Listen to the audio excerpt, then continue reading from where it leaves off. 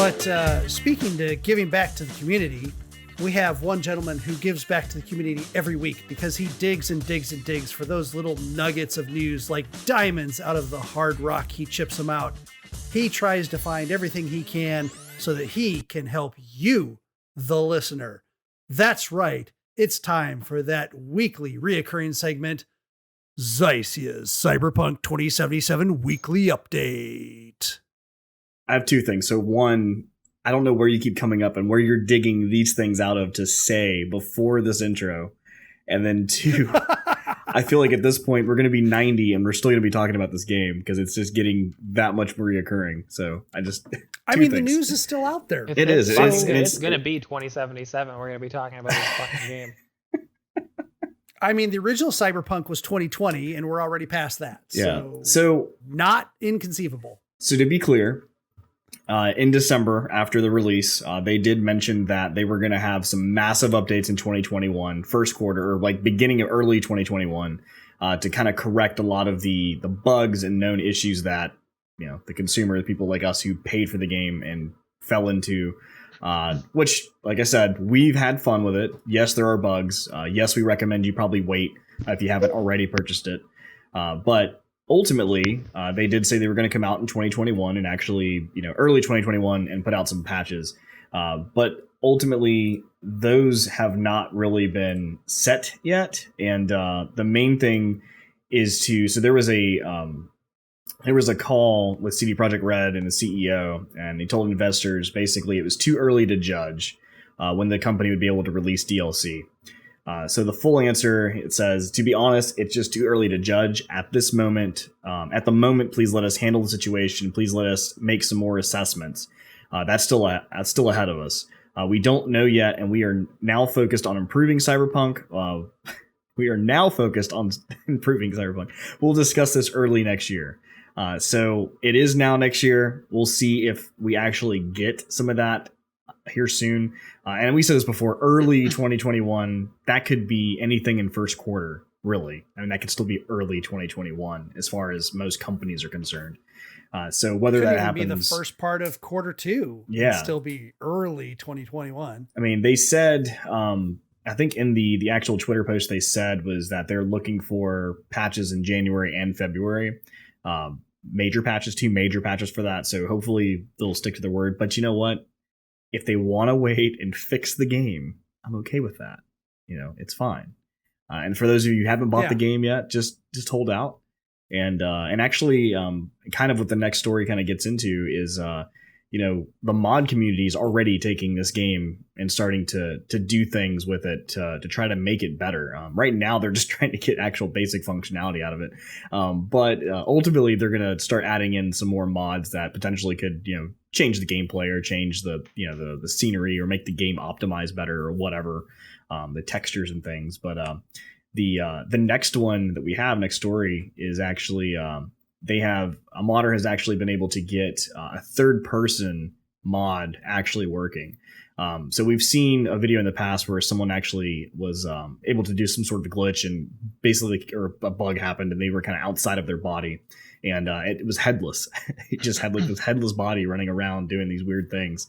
And but now one of the modders is actually be able to make a third person view as if like you were playing The Witcher 3, something over the shoulder that you're more familiar with in types of games like this. So you can actually check out your fashion. I mean, that's the point. That was one of the main points of the game in the Cyberpunk world is the fashion. And if you put all this stuff on, but you never actually see it, then what's the point?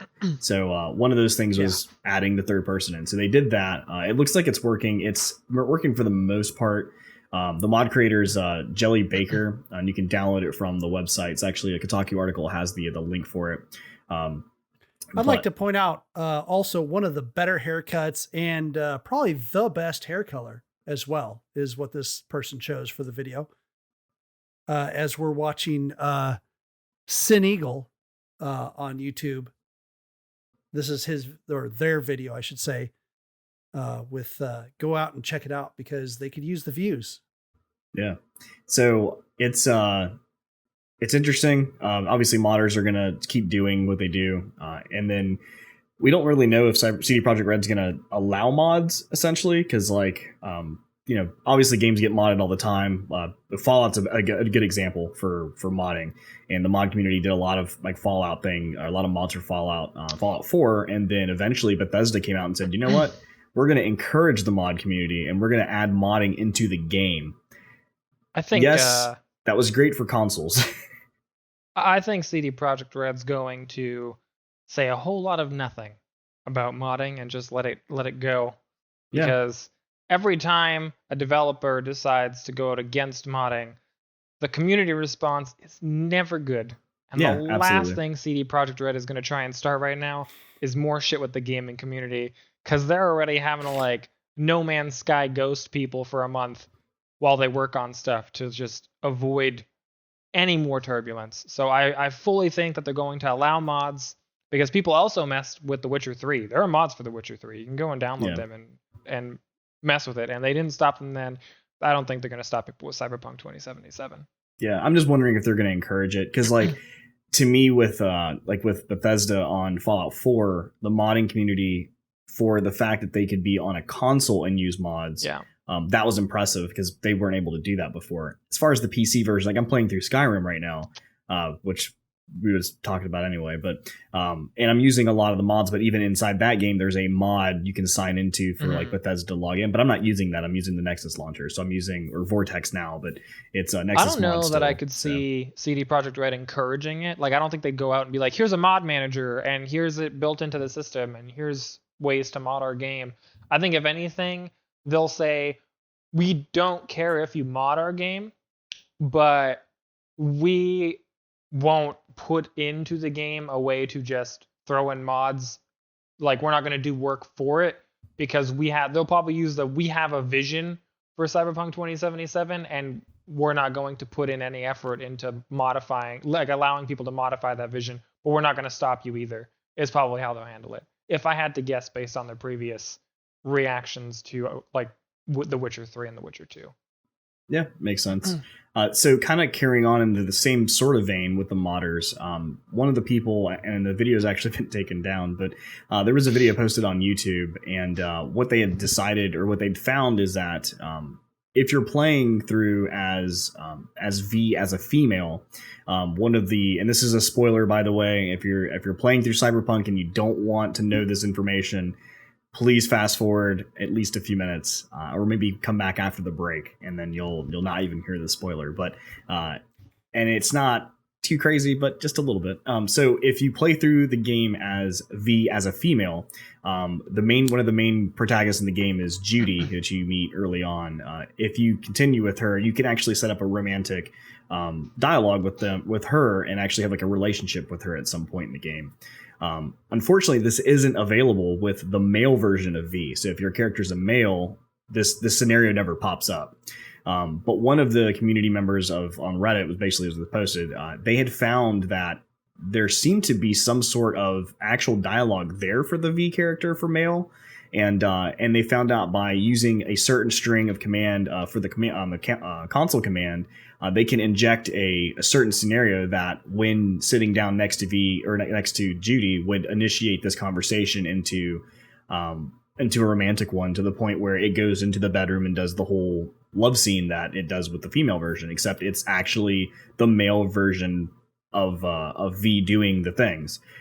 So it's funny because CD Projekt Red came out and said, no, we never had intended that to be in the game. But they're like, well, the content's there, because there's dialogue and there's scripting and all of that's there. And some glitches they had was the voice would kind of change sometimes depending on the playthrough, between male and female. But the sense of the actual playthrough still showed that it was like the male version, and the way that she interacted with that person was a lot different than the female version. So there's a lot of things that they're saying like this that are just like, no, we didn't do that. We didn't do that totally. But people are finding, and it's really odd that they're just kind of smashing this stuff down when I feel like there's more to it. But ultimately, that is our Cyberpunk weekly update for this week. And for that, we'll take a minute to listen to a word from our sponsors.